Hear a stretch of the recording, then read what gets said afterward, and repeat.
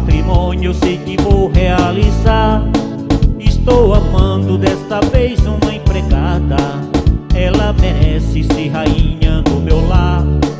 Eu estou amando desta vez uma empregada. Ela merece ser rainha do meu lar. Uma empregada também ama de verdade.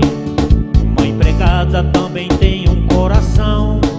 Quando a gente ama, a profissão não interessa. O que interessa é amar com devoção. Quando a gente ama, a profissão não interessa. O que interessa é amar com devoção. Ela é que faz de tudo em nossa casa e dá carinho aos filhos que não são seus. Eu agora aceitei em minha vida.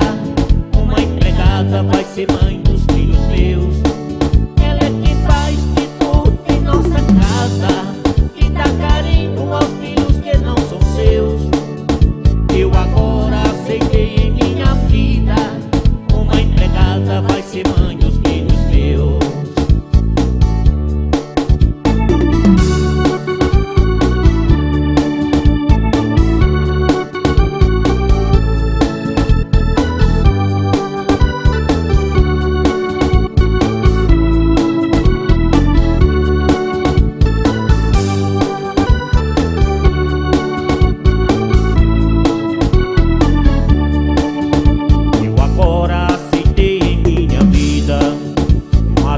Eu sei que vou realizar.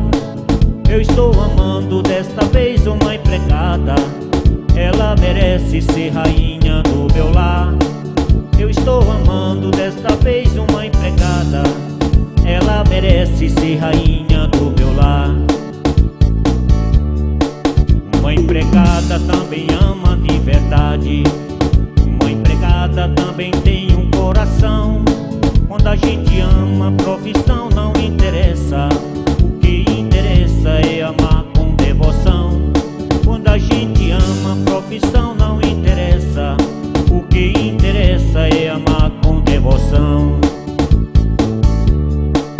Ela é quem faz de tudo em nossa casa e dá carinho aos filhos que não são seus.